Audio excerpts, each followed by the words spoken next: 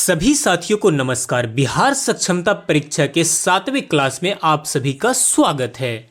30 दिन के इस टारगेट बैच में उन सभी टॉपिक से प्रश्न लिया गया है जो इस बार एग्जाम में पूछे गए थे।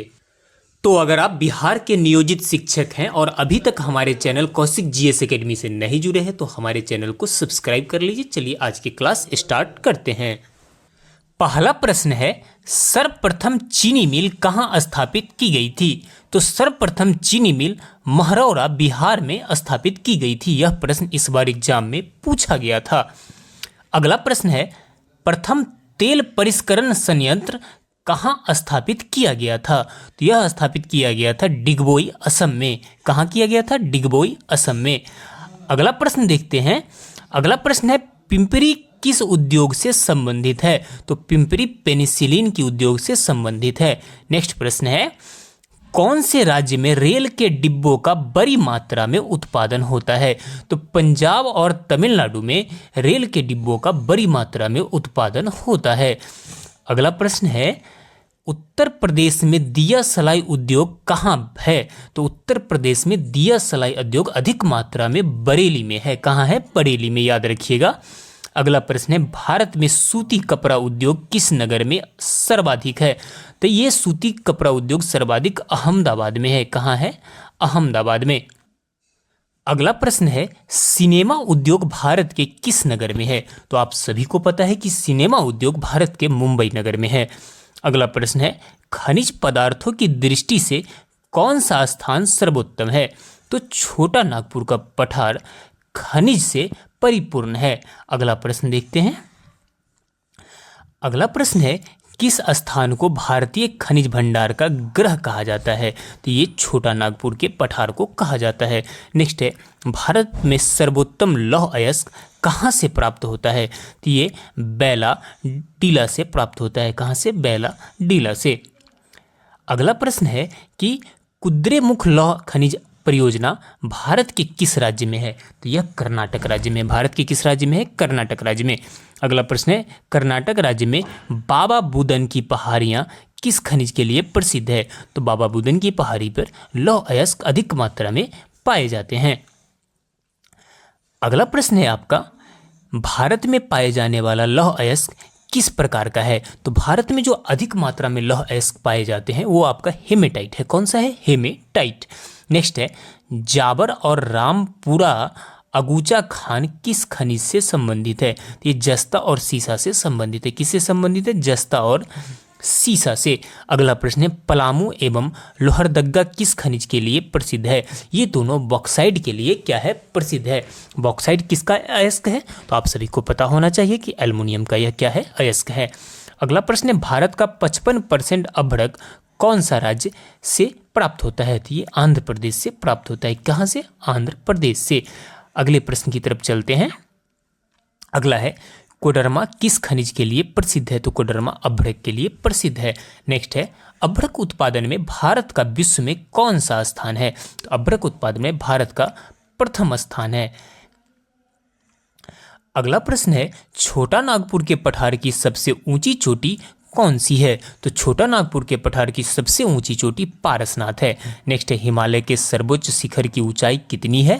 तो हिमालय के सर्वोच्च शिखर की ऊंचाई है 8850 मीटर। क्या है? 8850 मीटर। नेक्स्ट है, कोडाई कनाल किस पर्वत श्रृंखला पर स्थित है? तो कोडाई कनाल पलानी पर्वत श्रृंखला पर स्थित है। नेक्स्ट है, कौन सी पहाड़ियाँ नर्मदा एवं ताप्ती नदियों के बीच है? तो सतपुरा की पहाड़ी नर्मदा एवं ताप्ती नदियों के बीच में स्थित है। अगला प्रश्न है कि भारत और म्यांमार के बीच कौन सी पर्वत श्रेणी सीमा का निर्धारण करती है? तो है खासी, पटकोई तथा अराकानियोमा। ये तीनों पर्वत श्रेणी है। नेक्स्ट है, कुल्लू घाटी किन पर्वत श्रेणी के बीच में है? ये मध्य हिमालय और शिवालिक हिमालय के बीच में स्थित है। अगला प्रश्न देख लीजिए, कंचनजंगा भारत के किस राज्य में स्थित है? तो ये भारत के सिक्किम राज्य में स्थित है। नेक्स्ट क्वेश्चन है, भारत की सबसे प्राचीन पर्वत श्रेणी कौन सी है? तो ये अरावली है। कौन सी है? याद रखिएगा, अरावली है। अगले प्रश्न की तरफ चलते हैं। अगला प्रश्न है, अरावली पर्वत का सर्वोच्च शिखर क्या कहलाता है? तो अरावली पर्वत का सर्वोच्च शिखर गुरु शिखर कहलाता है। नेक्स्ट है सबसे बड़ा हिमनद ग्लेशियर कौन सा है? तो ये सियाचिन है। कौन सा है? सियाचिन। अगला प्रश्न है आपका कि कौन सी पर्वतमाला सह्याद्री के नाम से जानी जाती है? ये पर्वतमाला है केरल। नेक्स्ट है गिरनार पहाड़ियाँ कहाँ स्थित है? तो गिरनार पहाड़ी याद रखिएगा इस बार एग्जाम में पूछा गया था, ये बिहार में स्थित है। अगला प्रश्न है आपका किस देश की कृषि का मुख्य आधार क्या है? तो किसी देश का कृषि का मुख्य आधार है कि उस देश की अगर मिट्टी अच्छी होगी तो वहाँ की कृषि अच्छी होगी। अगला प्रश्न है भारत में कितने प्रकार की मिट्टी पाई जाती है? तो याद रखिएगा वीवीआई प्रश्न है, भारत में 8 प्रकार की मिट्टी पाई जाती है। अगला प्रश्न है आपका कि भारत की सबसे महत्वपूर्ण मिट्टी कौन सी है? तो सबसे महत्वपूर्ण मिट्टी है जलोढ़ मिट्टी। नेक्स्ट है नवीन जलोढ़ मिट्टी को अन्य किस नाम से जाना जाता है? इसे खादर मिट्टी के नाम से भी जाना जाता है। और याद रखिएगा पुरानी जलोढ़ मिट्टी को बांगर मिट्टी के नाम से जाना जाता है। अगला प्रश्न किस मिट्टी में पोटास की मात्रा सबसे अधिक होती है? तो जलोढ़ मिट्टी में पोटास की मात्रा सबसे अधिक होती है। नेक्स्ट प्रश्न है काली मिट्टी का दूसरा नाम क्या है? तो काली मिट्टी का दूसरा नाम है रेगुर मिट्टी। क्या है? रेगुर मिट्टी। अगले प्रश्न की तरफ चलते हैं। अगला प्रश्न देख लीजिए काली मिट्टी किस फसल के लिए सबसे अधिक उपयोगी है? ये कपास की फसल के लिए सबसे अधिक उपयोगी है। ये प्रश्न इस बार एग्जाम में पूछा गया था। लाल मिट्टी का लाल रंग किसके कारण होता है? तो लाल मिट्टी का लाल रंग लौह ऑक्साइड के कारण होता है। किसके कारण? लौह ऑक्साइड के कारण। अगला प्रश्न है किस मिट्टी में आयरन व सिलिका सबसे अधिक मात्रा में पाया जाता है? तो यह है लेटेराइट मिट्टी में। नेक्स्ट चाय की खेती के लिए सबसे उपयुक्त मिट्टी कौन सी है? तो वह है लेटेराइट मिट्टी। कौन सी है? लेटेराइट मिट्टी में चाय की खेती काफ़ी अच्छी होती है। अगला प्रश्न है भारत के समस्त स्थल भाग के कितने % भाग में जलोढ़ मिट्टी है? तो जितने भी भारत का जो समस्त स्थल भाग है उसके 24% भाग में क्या है? जलोढ़ मिट्टी है, जो काफ़ी उपजाऊ मिट्टी होता है। अगला प्रश्न लावा के प्रवाह से किस मिट्टी का निर्माण होता है? तो लावा के प्रवाह से काली मिट्टी का क्या होता है? निर्माण होता है। अगले प्रश्न की तरफ चलते हैं। तो अगला प्रश्न देख लीजिए भारत के किस राज्य में 2/3 रेशम प्राप्त होता है? तो सबसे अधिक रेशम जो प्राप्त होती है इंडिया में वो कर्नाटक से है। अगला प्रश्न है भारत के किस नगर में चर्म रोग उद्योग सबसे अधिक है? तो ये कानपुर में है। कहाँ पर है? कानपुर में। अगले प्रश्न की तरफ चलते हैं। अगला प्रश्न देख लीजिए भारत में वायुयान निर्माण का प्रथम कारखाना कब स्थापित किया गया? ये 1940 में स्थापित किया गया। देश का पहला निजी क्षेत्र में कारखाना कहाँ स्थापित किया गया? तो जमशेदपुर झारखंड में क्या किया गया? स्थापित किया गया। अगला प्रश्न है भारत के किस राज्य में कोयले के विशालतम भंडार सुरक्षित है? ये झारखंड में है। नेक्स्ट है सर्वप्रथम उर्वरक कारखाना कहाँ स्थापित किया गया? तो ये किया गया 1906 ईस्वी रानीपेट नामक स्थान पर। कहाँ? रानीपेट नामक स्थान पर। अगला प्रश्न है कि अमोनिया उर्वरक कारखाना कहाँ स्थापित किया गया? तो ये किया गया 1944 ईस्वी बेलेगुला नामक स्थान पे। अगला प्रश्न है आपका कि भारत में किस प्रकार के उर्वरक की खपत सबसे अधिक है? तो ये नाइट्रोजनी उर्वरक की खपत सबसे क्या है? अधिक है। अगले प्रश्न की तरफ चलते हैं। तो अगला प्रश्न देख लीजिए भारत की किस उर्वरक के लिए आयात पर निर्भर है? तो ये पोटास उर्वरक के लिए आयात पर निर्भर है, यानी खुद के पास होता नहीं है, ये अलग से आयात करता है भारत ज़्यादा मात्रा में। नेक्स्ट है भारत में किस स्थान पर टेलीफोन उद्योग सर्वाधिक है? तो बेंगलुरु और रूपनारायणपुर में ये सर्वाधिक है। अगले प्रश्न की तरफ चलते हैं। तो अगला प्रश्न देख लीजिए कि भारत का प्रथम रेयान कारखाना किस सन में रायपुर केरल में ट्रावनकोर रेयान लिमिटेड के नाम से स्थापित हुई? ये 1950 में स्थापित हुई। नेक्स्ट है सोने का रेशा किस उद्योग को कहा जाता है? जूट के उद्योग को सोने का रेशा कहा जाता है। अगला प्रश्न है भारत में संपूर्ण विश्व के कितने % जूट के सामानों का निर्माण करता है? तो भारत 35% जूट के सामानों का निर्माण करता है। अगला प्रश्न है भारत का सबसे बड़ा सीमेंट उत्पादक राज्य कौन सा है? तो वह है राजस्थान। कौन सा है? वो है राजस्थान। अगला प्रश्न देख लीजिए एसोसिएट सीमेंट कंपनी एसीसी की स्थापना कब की गई? ये 1936 ईस्वी में की गई थी। कब की गई थी? 1936 ईस्वी में। अगला प्रश्न डाक सामग्री, डाक टिकट, जुडिशियल एवं नॉन जुडिशियल स्टाम्प भारतीय रिजर्व बैंक की और भारतीय स्टेट बैंक के चेक एनएससी, किसान विकास पत्र, पोस्टल ऑर्डर, पासपोर्ट, सुरक्षा दस्तावेज, प्रोमिसरी नोट कहाँ छापे जाते थे। ये जितने भी आप देख रहे सारे वीवीआई प्रश्न है, ये इंडिया सिक्योरिटी प्रेस में छापी जाती है। अगला प्रश्न है आपका कि इंडिया सिक्योरिटी प्रेस कहाँ स्थित है, तो ये आपका नासिक रोड महाराष्ट्र में स्थित है। नेक्स्ट है 5, 10, 50, 100, 500 तथा 1000 रुपये के नोट कहाँ छापे जाते हैं। ये सारे नोट आपको कहाँ छापे जाते हैं, ज़्यादातर मात्रा में नासिक रोड में छापे जाते हैं। अगला प्रश्न है सिक्योरिटी पेपर मिल कहाँ पर स्थित है, तो ये होशंगाबाद मध्य प्रदेश में स्थित है। नेक्स्ट है सरकारी टकसालें किन शहरों में स्थित है, ये मुंबई, कलकत्ता, हैदराबाद और नोएडा में सरकारी टकसालें क्या है स्थित है। अगले महत्वपूर्ण प्रश्न की तरफ चलते हैं। देख लीजिए बॉम्बे स्टॉक एक्सचेंज द्वारा सूचकांक यानी सेंसेक्स कब शुरू किया गया था, तो ये 1986-87 में क्या किया गया था, शुरू किया गया था। अगला प्रश्न है बॉम्बे स्टॉक एक्सचेंज का सूचकांक कितने शेयरों के मूल्यों पर आधारित है, ये 30 शेयरों के मूल्यों पर आधारित है। अगला प्रश्न है भारतीय प्रतिभूति एवं विनिमय बोर्ड सेबी की स्थापना कब की गई, तो 12 अप्रैल 1988 को की गई। अगला प्रश्न है सेबी को संवैधानिक संस्था का दर्जा कब प्रदान किया गया, तो 1992 में। कब प्रदान किया गया, 1992 में। अगला प्रश्न है भारतीय मुद्रा रुपये के प्रतीक चिन्ह का अनुमोदन सरकार ने कब किया, तो ये 15 जुलाई 2010 ईस्वी को किया। नेक्स्ट है national electronic funds transfer NEFT देश में कब शुरू की गई, तो अक्टूबर 2005 में क्या की गई, यह शुरू की गई। अगला प्रश्न है भारतीय प्रतिभूति व्यापार निगम की स्थापना कब की गई, तो 1994 में की गई। कब की गई, 1994 में। अगला प्रश्न है भारत की पहली depository national security depository limited की स्थापना कब की गई, तो ये 8 नवंबर 1996 को की गई।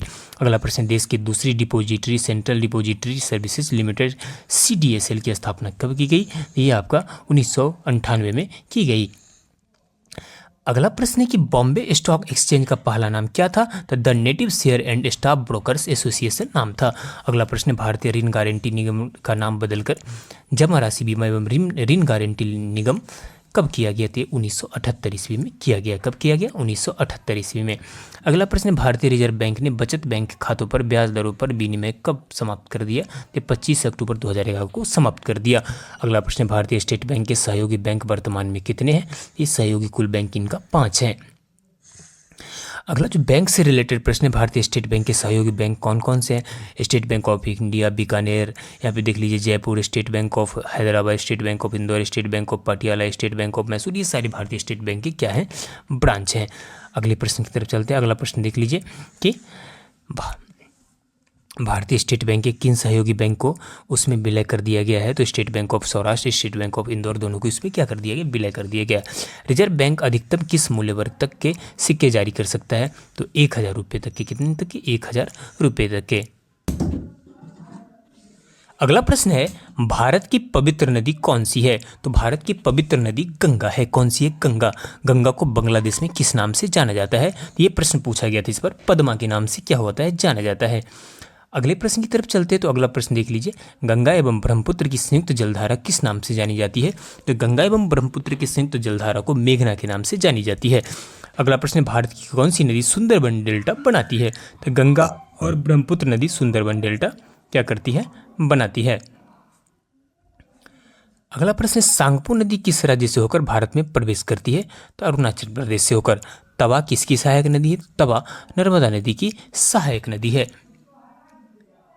अगला है नदी किस नदी को बिहार का शोक कहा जाता है, तो कोसी नदी को बिहार का शोक कहा जाता है। कौन सी नदी बंगाल का शोक कही जाती है, तो दामोदर नदी को बंगाल का शोक कहा जाता है।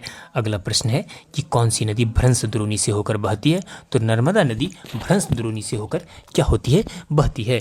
अगला प्रश्न है हाल ही में केंद्र सरकार ने किस नदी को राष्ट्रीय दर्जा देने की घोषणा की, तो ये गंगा नदी को राष्ट्रीय दर्जा देने की घोषणा की। अगला प्रश्न है प्रायद्वीपीय भारत की सबसे बड़ी नदी कौन सी है, तो ये गोदावरी नदी है।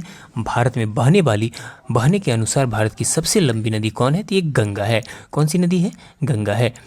अगला प्रश्न है कि किस नदी को बृहद गंगा के नाम से जाना जाता है, तो गोदावरी नदी को। कौन सी नदी अपना मार्ग बदलने के लिए प्रसिद्ध है, तो ये नदी है आपका कोसी नदी। कौन सी नदी है, कोसी नदी। अगला प्रश्न है, कौन सी नदी कपिलधारा जलप्रपात का निर्माण करती है? तो ये आपका है नर्मदा नदी। कौन सी नदी उड़ीसा का शोक कही जाती है? तो ब्राह्मणी नदी को उड़ीसा का शोक कहा जाता है। अगला प्रश्न है आपका, ये वैनगंगा और पैनगंगा किसकी सहायक नदी है? ये गोदावरी नदी की सहायक नदी है।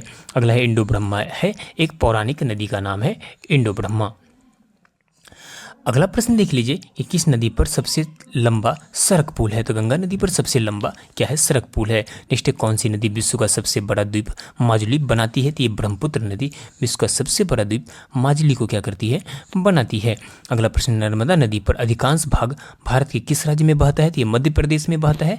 नेक्स्ट क्वेश्चन है, भारत नदियों को जोड़ने की योजना किसके शासनकाल में प्रस्तावित हुई? तो ये राजग सरकार के शासनकाल में क्या हुई? प्रस्तावित हुई। अगला जो महत्वपूर्ण प्रश्न है वो देख लीजिए, कौन सी नदी रिफ्ट घाटी से होकर बहती है? तो ताप्ती नदी रिफ्ट घाटी से होकर क्या होती है? बहती है। नेक्स्ट है, कौन सी नदी पर भारत व पाकिस्तान का जल समझौता हुआ? तो सिंधु नदी पर भारत और पाकिस्तान के जल समझौता हुआ। अगला प्रश्न है कि सिंधु समझौते के अनुसार भारत सिंधु नदी के कितने % जल का प्रयोग कर सकता है? तो 20%। प्रायद्वीपीय नदियों का उत्तर से दक्षिण की ओर क्रम क्या है? तो बता दूं कि प्रायद्वीप जो भारत में जो नदियां हैं उनका उत्तर से दक्षिण आप देख लीजिए, सबसे पहले महानदी, फिर गोदावरी, फिर कृष्णा, फिर पेन्नार, फिर कावेरी और लास्ट में आती है वैगई नदी। कौन? वैगई नदी, ये ध्यान रखिएगा आप। अगला प्रश्न है कि कौन सी नदी भारत के केवल जम्मू कश्मीर राज्य में से होकर बहती है? तो ये सिंधु नदी है। पंचगंगा, दूधगंगा किसकी सहायक नदी है? तो ये दोनों नदी कृष्णा नदी की सहायक नदी है। अगला प्रश्न है आपका कि दामोदर नदी कहाँ से निकलती है? तो छोटा नागपुर के पठार से निकलती है। अगला प्रश्न, दक्षिण भारत के पठारी प्रदेशों को कौन सी नदी 2 भागों में विभाजित करती है? तो नर्मदा नदी 2 भागों में विभाजित करती है। अगला प्रश्न, शिप्रा नदी किसकी सहायक नदी है? तो चंबल नदी की सहायक नदी है। भारत की कौन सी नदी मुहाना एवं उद्गम स्थल दोनों ही भारत में है? तो दक्षिण की ओर। कहाँ है? दक्षिण की ओर। अगले प्रश्न की तरफ चलते तो अगला प्रश्न है आपका कि किस नदी के किनारे पर प्रसिद्ध महाकालेश्वर मंदिर है? तो नर्मदा नदी के किनारे महाकालेश्वर मंदिर स्थित है। नेक्स्ट है, विश्व का सबसे बड़ा डेल्टा किन नदियों द्वारा निर्मित होती है? तो गंगा एवं ब्रह्मपुत्र द्वारा विश्व का सबसे बड़ा क्या होती है? डेल्टा निर्मित होती है। अगला प्रश्न, किस स्थान पर भागीरथी और अलकनंदा मिलकर गंगा का निर्माण करती है? तो देवप्रयाग में करती है। नेक्स्ट है, अरावली पर्वत श्रृंखला किस नदी प्रणाली से विभाजित होती है? ये चंबल और साबरमती नदी से विभाजित होती है। अगले प्रश्न की तरफ चलते तो अगला प्रश्न देख लीजिए, लूनी नदी कहाँ गिरती है? तो ये कच्छ का रण में गिरती है। और तिब्बत में मानसरोवर झील के पास कौन सी नदियाँ निकलती है? तो सतलज, सिंधु, ब्रह्मपुत्र, ये तीनों नदी तिब्बत के मानसरोवर झील से निकलती है। अगले प्रश्न की तरफ चलते हैं। जो महत्वपूर्ण प्रश्न है वो देख लीजिए, कौन सी मुख्य प्रायद्वीपीय नदियाँ डेल्टा का निर्माण करती है? ये नर्मदा एवं ताप्ती नदियाँ हैं। कौन सी नदी बांग्लादेश में जामुन के नाम से जानी जाती है? तो ब्रह्मपुत्र नदी जामुना के नाम से जानी जाती है। अगला महत्वपूर्ण प्रश्न है, किस नदी को दूसरी गंगा के नाम से जाना जाता है? तो कावेरी नदी को दूसरी गंगा के नाम से जाना जाता है। नेक्स्ट, पेन्नार की सहायक नदियाँ कौन सी है? तो पेन्नार की सहायक नदियाँ पापाधानी एवं चित्रावती है। अगले प्रश्न की तरफ चलते हैं। तो अगला प्रश्न देख लीजिए कि पुरानी जलोढ़ मिट्टी को अन्य किस नाम से जाना जाता है? तो इसे बंगर के नाम से जाना जाता है। नेक्स्ट है कि गंगा में जलोढ़ मिट्टी भूमि की सतह से कितने नीचे तक पाई जाती है? तो 600 मीटर नीचे तक क्या होती है? पाई जाती है। अगले प्रश्न की तरफ चलते तो अगला प्रश्न, लेटेराइट मिट्टी के निर्माण में उत्तरदायी कौन है? तो अपक्षालन एवं कोशिका क्रिया है। नेक्स्ट है, कौन सी मिट्टी सूख जाने पर कठोर एवं गीली होने पर दही की तरह लिपलिपी हो जाती है? तो आपका है लेटेराइट मिट्टी। मिट्टी के अध्ययन को क्या कहा जाता है? तो मिट्टी के अध्ययन को मृदा विज्ञान कहा जाता है। नेक्स्ट क्वेश्चन है, भारतीय कृषि अनुसंधान परिषद में मिट्टी को कितने वर्गों में बांटा गया है? तो कुल 8 वर्गों में क्या हुआ है? बांटा गया है। अगला प्रश्न देख लीजिए कि काली कपासी मिट्टी को किस नाम से जाना जाता है? तो इसे रेगुर मिट्टी के नाम से क्या होता है? जाना जाता है। अगला प्रश्न, लेटेराइट मिट्टी सबसे अधिक कहाँ पाई जाती है? तो लेटेराइट मिट्टी सबसे अधिक मालाबार तटीय प्रदेशों में क्या होती है? पाई जाती है। अगला प्रश्न है आपका कि ग्रेनाइट और नाइस चट्टानों के द्वारा किस मिट्टी का निर्माण होता है? तो लाल मिट्टी का निर्माण होता है। किस प्रकार की मिट्टी में सबसे कम उर्वरक आवश्यकता होती है? तो जलोढ़ मिट्टी में सबसे कम उर्वरक की आवश्यकता होती है। अगला प्रश्न है, भारत के उत्तरी मैदानों में किस प्रकार की मिट्टी पाई जाती है? तो जलोढ़ मिट्टी पाई जाती है। निश्चित किस मिट्टी का प्रायद्वीपीय भारत में सर्वाधिक क्षेत्र है? ये काली मिट्टी का प्रायद्वीपीय भारत में सर्वाधिक क्षेत्र है। अगला प्रश्न है आपका कि मृदा अपरदन को कैसे रोका जा सकता है। तो वन रोपण करके मृदा अपरदन को क्या कर सकते हैं, रोक सकते हैं। अगला प्रश्न है रेगुर मिट्टी सबसे अधिक किस राज्य में पाई जाती है। ये महाराष्ट्र में क्या होती है, पाई जाती है। अगला प्रश्न, किस प्रकार की मिट्टी में जिप्सम का प्रयोग करके उसे उपजाऊ बनाया जाता है। तो ये अम्लीय मिट्टी को, किस मिट्टी को, अम्लीय मिट्टी को। अगला प्रश्न, किस प्रकार की मिट्टी में कार्बनिक पदार्थों की अधिकता होती है। तो काली मिट्टी में कार्बनिक पदार्थों की क्या होती है, अधिकता होती है। अगला प्रश्न है आपका, भारत के किस राज्य में अंतर्देशीय लवणीय आर्द्र भूमि है। राजस्थान में ऐसी भूमि क्या होती है, पाई जाती है। नेक्स्ट, लेटेराइट मिट्टी को अन्य किस नाम से जाना जाता है। तो इसे मुखरैला मिट्टी भी कहा जाता है। किस नाम से जाना जाता है, मुखरैला मिट्टी भी इसे क्या कहा जाता है, कहा जाता है। अगला प्रश्न, कौन सी मिट्टी जैव पदार्थों से भरपूर होती है। तो काली मिट्टी जैव पदार्थों से क्या होती है, भरपूर होती है। नेक्स्ट, किस मिट्टी का निर्माण बेसाल्ट चट्टानों के विखंडन से होता है। तो काली मिट्टी का निर्माण होता है बेसाल्ट चट्टानों के विखंडन से।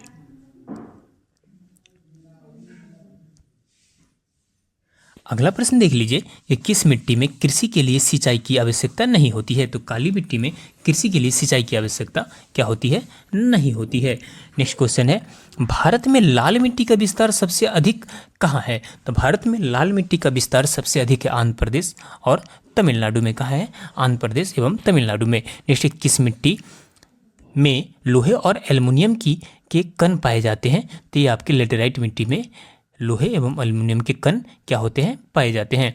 अगला प्रश्न है, धान की खेती के लिए कौन सी मिट्टी उपयुक्त होती है। तो दोमट मिट्टी धान की खेती के लिए क्या होती है, उपयुक्त होती है। अगला प्रश्न है, भारत और म्यांमार के बीच कौन सी पर्वत श्रेणी सीमा का निर्धारण करती है। तो ये आपका खासी, पटकाई और अराकानायोमा ये निर्माण करती है। अगला है, कुल्लू घाटी किन पर्वत श्रेणी के बीच में है। तो कुल्लू घाटी याद रखिएगा मध्य हिमालय और शिवालिक हिमालय के बीच में है। अगला प्रश्न है आपका कि हिमालय में हिम रेखा कहाँ स्थित है। तो 4500 से 6000 मीटर की ऊंचाई पर हिम रेखा क्या है, स्थित है। नेक्स्ट, शिवराई की पहाड़ियाँ कहाँ स्थित है। शिवराई की पहाड़ियाँ तमिलनाडु में स्थित है। कहाँ स्थित है, तमिलनाडु में स्थित है। अगला प्रश्न है कि भारत के उत्तर पश्चिम में कौन सा पर्वत शिखर स्थित है। तो ये अरावली पर्वत है। नेक्स्ट, किस पर्वत को सागरमाथा या चोमोलुंगमा के नाम से जाना जाता है। तो ये माउंट एवरेस्ट को ही इस दोनों नाम से क्या होता है, जाना जाता है। अगला प्रश्न, भारत की कौन सी पर्वत चोटी संसार की दूसरी सबसे ऊंची पर्वत चोटी है। तो वो केटू है। अगला है, काराकोरम पर्वत श्रृंखला का दूसरा नाम क्या है। तो ये कृष्णागिरी है। दूसरा नाम क्या है, कृष्णागिरी। अगला प्रश्न है कि लघु हिमालय श्रेणी के ढालों पर छोटे छोटे घास के मैदानों को क्या कहा जाता है। इसे मर्ग कहा जाता है। क्या कहा जाता है, मर्ग कहा जाता है। अगला प्रश्न देख लीजिए कि हिमालय पर्वत की अरकानायोमा नामक चोटी किस देश में है। तो ये म्यांमार में है। उत्तराखंड की सबसे ऊंचा पर्वत चोटी कौन सी है। तो उत्तराखंड की सबसे ऊंची पर्वत चोटी नंदा देवी है। कौन सी है, नंदा देवी। अगला प्रश्न है कि शिवालिक श्रेणी का निर्माण कहाँ हुआ। तो ये सेनजोइक में हुआ। नेक्स्ट, भारत की उत्तरी सीमा कौन सा पर्वत स्थित है। तो उत्तरी सीमा पर भारत का हिमालय पर्वत क्या है, स्थित है। अगला प्रश्न है कि हिमालय का सर्वोच्च शिखर कौन सा है। तो ये माउंट एवरेस्ट है। कौन सा है, माउंट एवरेस्ट। नेक्स्ट, भारत की सबसे ऊंची चोटी कौन सी है। तो ये केटू गॉडविन ऑस्टिन के नाम से जो जाना जाता है। अगला प्रश्न है कि भारत में हिमालय पर्वत श्रृंखला की सबसे ऊंची चोटी कौन सी है। वो कंचनजंगा है। नेक्स्ट क्वेश्चन की तरफ चलते हैं। अगला प्रश्न देख लीजिए, कौन सी हिमालय पर्वत चोटी असम राज्य में है। तो यह है नावा बर्वे। कौन है, नावा बर्वे। नेक्स्ट, हिमालय की उत्पत्ति किस भूसन्नति से हुई है। तो टेथिस सागर की भूसन्नति से हुई है। अगला प्रश्न देख लीजिए कि भारत में खनिज तेल भंडार किस प्रकार की चट्टानों में पाए जाते थे। अवसादी चट्टानों में खनिज तेल भंडार पाए जाते हैं। नेक्स्ट, भारत में सर्वप्रथम खनिज तेल का वास्तविक उत्पादक कहाँ हुआ था। तो वास्तविक उत्पादन डिगबोई असम में हुआ था। कहाँ पे, डिगबोई असम में। नेक्स्ट, ओएनजीसी तेल व प्राकृतिक गैस आयोग की स्थापना कब की गई। तो 1956 में की गई। काइकालूर खनिज तेल किस नदी घाटी के क्षेत्र में है। तो ये कृष्णा गोदावरी नदी घाटी के क्षेत्र में है। अगला प्रश्न है कि मंगला नामक तेल कुआं किस राज्य में है। तो ये राजस्थान में है। भारत की सबसे महत्वपूर्ण यूरेनियम खान कहाँ है। तो जादूगोड़ा में है। कहाँ है, जादूगोड़ा में। अगला प्रश्न है कि गुजरात में स्थित मोतीपुरा खान से किस प्रकार का पत्थर निकाला जाता है। तो ये सफ़ेद संगमरमर का पत्थर क्या होता है, निकाला जाता है। नेक्स्ट, झरिया किस खनिज उत्पादक के लिए प्रसिद्ध है। तो कोयला के उत्पादन के लिए क्या है, प्रसिद्ध है। अगला प्रश्न है कि भारत में मिलने वाला अधिकांश कोयला किस भूभाग से प्राप्त होता है? तो ये गोंडवाना भूभाग से प्राप्त होता है। नेक्स्ट है, भारत में सर्वप्रथम कोयले का उत्पादन कहाँ किया गया था? तो ये रानीगंज में किया गया था। कहाँ किया गया था? रानीगंज में। अगला प्रश्न, न्यू वैली खनन किस खनिज के लिए प्रसिद्ध है? तो ये लिग्नाइट के लिए प्रसिद्ध है। भारत में सबसे अधिक कोयला किस राज्य में पाया जाता है? तो भारत में सबसे अधिक कोयला झारखंड राज्य में क्या होता है? पाया जाता है। अगला प्रश्न, भारत में पेराई मिल तथा ताले का उत्पादन कहाँ होता है? तो ये अलीगढ़ में होता है। नेक्स्ट है, चुर्क किस उद्योग के लिए प्रसिद्ध है? तो सीमेंट उद्योग के लिए क्या है? प्रसिद्ध है। अगला प्रश्न है कि सीसा उद्योग व कांच उद्योग भारत के किस नगर में सबसे अधिक होता है? तो ये फिरोजाबाद में होता है। भारत में मैसूर किसके लिए प्रसिद्ध है? तो ये रेशम उद्योग के लिए क्या है? प्रसिद्ध है। अगला प्रश्न देख लीजिए कि तार और केबल भारत में सबसे अधिक कहाँ बनाए जाते हैं? तो ये रूपनारायणपुर पश्चिम बंगाल में बनाए जाते हैं। भारत में पीतल के बर्तन सबसे अधिक कहाँ बनाए जाते हैं? तो ये कहाँ बनाए जाते हैं? पीतल के बर्तन सबसे अधिक मुरादाबाद में बनाए जाते हैं। अगला प्रश्न, सार्वजनिक क्षेत्र में कौन सा उर्वरक कारखाना है? तो ये सिंदरी झारखंड है। नेक्स्ट, भारत में किस नगर को इलेक्ट्रॉनिक उद्योग की राजधानी कहा जाता है? तो ये बेंगलुरु को कहा जाता है। अगला प्रश्न, नेपा नगर किस उद्योग के लिए प्रसिद्ध है? तो नेपा नगर अखबारी कागज के लिए क्या है? प्रसिद्ध है। नेक्स्ट, सर्वप्रथम जूट मिल किसने स्थापित की थी? तो जॉर्ज ऑकलैंड ने सर्वप्रथम स्थापित की थी। अगला प्रश्न देख लीजिए कि इलेक्ट्रॉनिक लोकोमोटिव का निर्माण कहाँ किया जाता है? तो ये चित्तरंजन वाराणसी में किया जाता है। अगला प्रश्न, सबसे अधिक इस्पात कारखाने किस रेल मार्ग पर है? तो मुंबई हावड़ा वाया रायपुर रेल मार्ग पर स्थित है। अगला प्रश्न है कि भारत विभाजन के कारण कौन सा उद्योग सबसे अधिक प्रभावित हुआ? तो जूट व रुई उद्योग सबसे अधिक प्रभावित हुआ। नेक्स्ट, हौजरी उद्योग सर्वाधिक किस राज्य में है? तो ये पंजाब राज्य में है। कहाँ है? पंजाब राज्य में। अगला प्रश्न है, रेशम उद्योग सबसे अधिक किस राज्य में है? तो कर्नाटक राज्य में है। कटनी किस उद्योग के लिए प्रसिद्ध है? तो कटनी सीमेंट उद्योग के लिए क्या है? प्रसिद्ध है। अगला प्रश्न देख लीजिए कि सीमेंट उत्पादन भारत के दुनिया में कौन सा स्थान है? तो सीमेंट उत्पादन में दुनिया में भारत का दूसरा स्थान है। अगला प्रश्न है कि देश में सूती वस्त्र का पहला कारखाना फोर्ट ग्लोस्टर कब लगाया गया? तो 1818 ईस्वी में क्या किया गया? लगाया गया। अगला प्रश्न है कि मुंबई में काबसजी टावर द्वारा सूती वस्त्र का कारखाना कब लगाया गया? तो 1854 में लगाया गया। अगला प्रश्न है कि भारत में जूट का प्रथम कारखाना 1854 में मध्य प्रदेश बंगाल में किस शहर में लगाया गया? तो रिसरा में लगाया गया। कहाँ पे लगाया गया? रिसरा में लगाया गया। अगला प्रश्न है कि भारत में ऊन की पहली मिल 1870 ईस्वी में कहाँ स्थापित की गई? तो कानपुर में स्थापित की गई। कहाँ की गई? कानपुर में स्थापित की गई। अगला है, भारत कागज उद्योग की पहली मिल पश्चिम बंगाल के श्रीरामपुर में किस वर्ष में लगाई गई? तो 1812 ईस्वी में लगाई गई।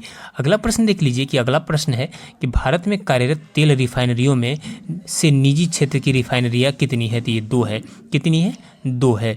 अगला प्रश्न है आपका कि विश्व के किन प्रमुख देशों के तेल क्षेत्रों में भारत का अधिकतर सरकारी तेल कंपनियों की हिस्सेदारी है? तो सूडान, मिस्र, Libya, Iberia, Ivory Coast, Vietnam, Myanmar, रूस, इराक, कतर, ऑस्ट्रेलिया, इन सभी के साथ भारत की क्या है? हिस्सेदारी है। अगले प्रश्न की तरफ चलते हैं। रूस के सखालिन 1 तेल क्षेत्र में भारत की कितनी हिस्सेदारी है? तो 20% भारत की क्या है? हिस्सेदारी है। अगला प्रश्न, खांड सारी उद्योग के बाद भारत का दूसरा सबसे बड़ा लघु उद्योग कौन सा है? तो ये हथकरघा है। कौन सा है? हथकरघा है। अगला प्रश्न है कि रोजगार क्षमता में हथकरघा उद्योग का स्थान देश के कौन सा है? तो दूसरा, कृषि के बाद क्या है? दूसरा है। अगले प्रश्न की तरफ चलते हैं। तो अगला प्रश्न देख लीजिए, दुर्गापुर, राउरकेला, बोकारो, भिलाई, सलेम के अलावा किस जगह लोहा इस्पात के कारखाने स्थापित किए गए हैं? तो इसके अलावा विशाखापट्टनम और विजयनगर में स्थापित किए गए हैं।